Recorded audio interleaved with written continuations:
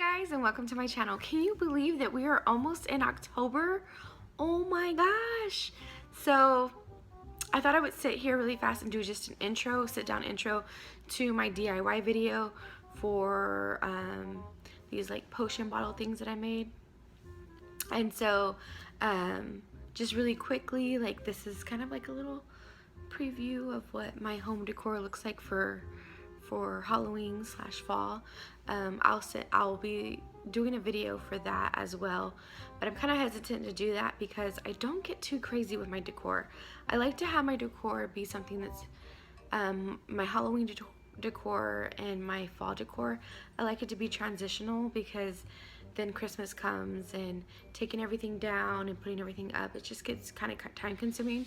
And with my work schedule and my study schedule for school and the kids' schedules, it just doesn't make sense for me to just spend so much time with decorating. Also, I've been trying to be more not minimalist.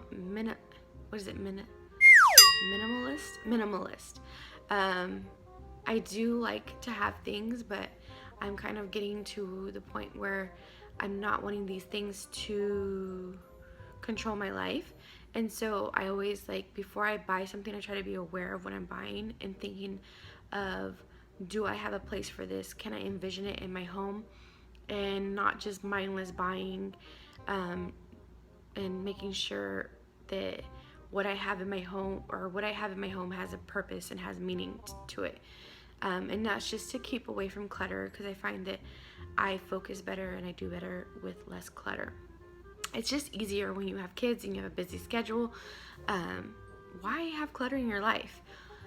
So I had this whole vision that when I put this tutorial for you guys, that I would be like dressed like a witch or look like super Halloween.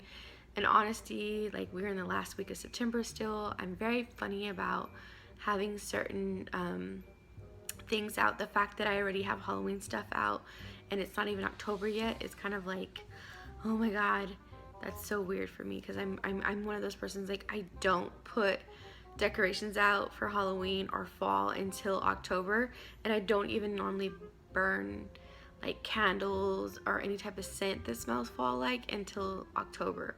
So the fact that we're still in September, we have like one whole week before we're not until October, it's kind of like, oh my gosh, it's like crazy for me. But I knew with my schedule coming up that I wasn't gonna have time to decorate next week, and I wanted to make sure I got this video up because I hate when I see tutorials and DIYs mid-October. I'm like, oh, I wish I would have saw that like at the beginning of October. So today I'm bringing you a DIY video, and I hope you guys enjoy it. So I found these free printables on Pinterest, and I had two colors, but I decided to go with black and white since that's more the theme of my living room, and I will link where I got those from down below. You're gonna need a glue gun,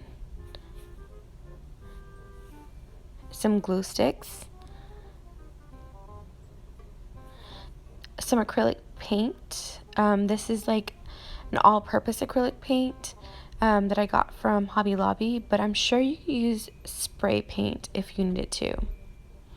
You're also going to need some scissors and these craft sponges.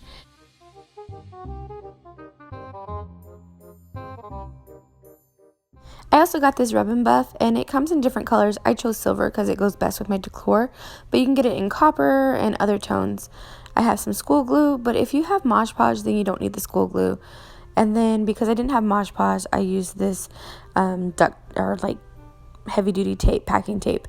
I also have an old wine bottle, an old tequila bottle, and another old giant wine bottle. These were things that I collected over time. I promise I don't have a problem.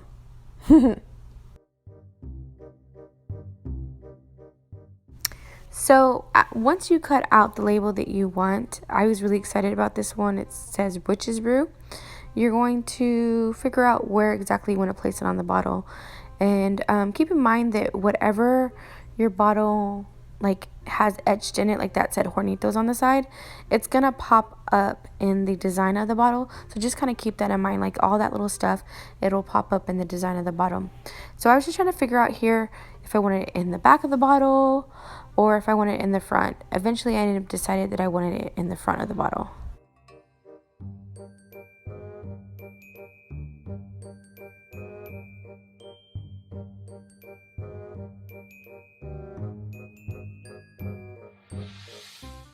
So then I just used my craft sponge to add some glue on the back. If you're using Mod Podge, that's probably the best thing to use, but I didn't have Mod Podge, so I used the school glue, and to kind of give it that sealed effect, I ended up putting packing tape over that. So you'll see me use packing tape in this video, but if you're using Mod Podge, you're just going to put the Mod Podge over the top of that label instead of the packing tape. But I was just improvising. And you're just making sure that the label itself is on there good and tight. And like I said, at this point I would have probably put Mod Podge on top, and that would have acted as a sealant.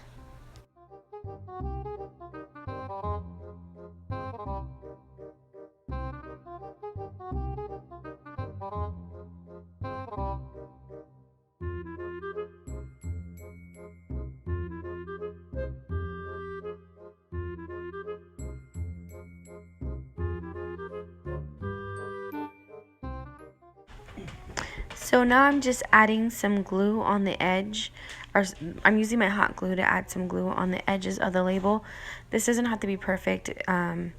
This is like an old weathered bottle that a witch keeps in her cabin, so if it's not perfect, it's fine. It just adds to the character of the bottle itself.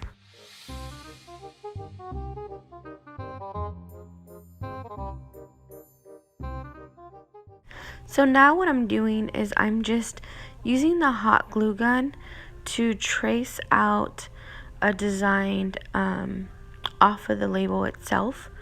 Now this, you can do whatever you want to do with it. You can get creative with it. As you will see, I will do a couple different bottles, and they all have different designs. I was just kind of playing with the idea and just adding what I thought would look neat. And so just let your imagination flow. If you like swirls, use swirls. If you like spider webs, do spider webs. Just get creative with it. The thing that's great about this is that it is hot glue. Once it cools down, if you don't like the way the design looks, you could always peel it off. The other thing I'm going to say is that there will be a lot of, I guess, stringy looking glue. Once everything cools down, if you see like little strings of glue, like if you see on the little corner, it looks like a little spider web of glue, then just kind of wait for everything to cool down, and those little thinner pieces of glue will actually come off pretty easily, and your major design or bigger design will stay put just fine.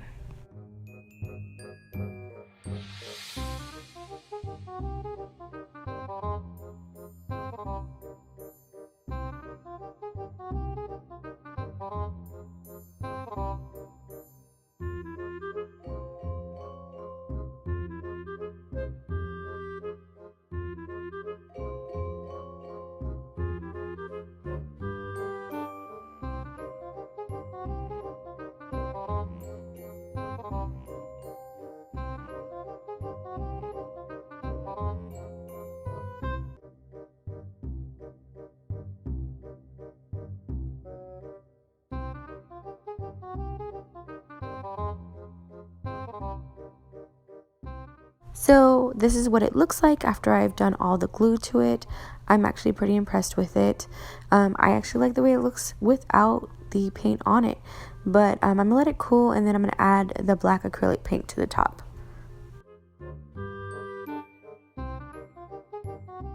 So now I'm just taking my other bottle, and I'm going to do something similar to each of the bottles, and just kind of play around with the different designs. This smaller cylinder wine bottle actually ended up being my favorite design. I used the label that said something about spider's web or something like that, and I saw a bunch of different things on Pinterest to inspire me, and this was something that I didn't get off of Pinterest. I mean, I got the label off Pinterest, but the idea, I just kind of had it in my head of what it was going to look like. And as the video goes on, you guys will see. And I was really happy with how it turned out. I think it was actually my favorite bottle.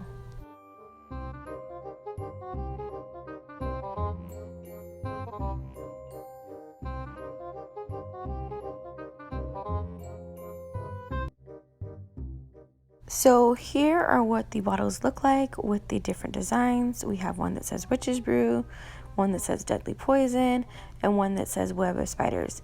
These by themselves, I feel like they look kind of cute, but we're going to let them dry really well and then add a coat of black acrylic paint.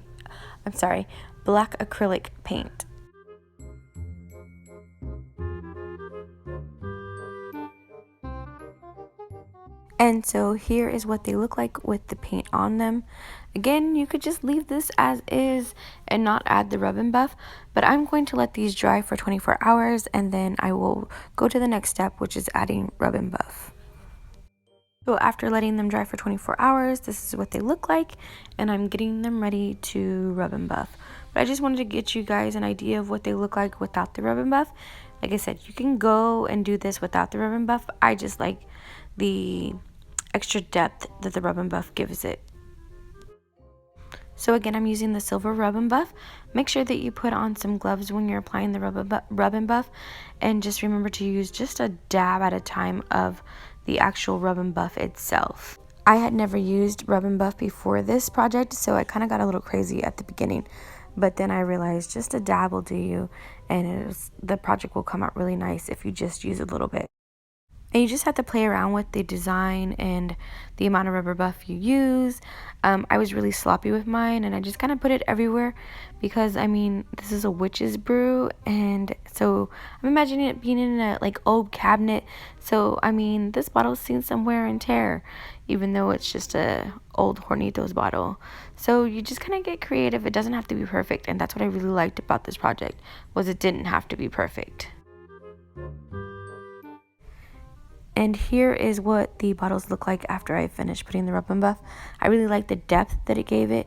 Also made it look a little bit older and more wear and tear on it.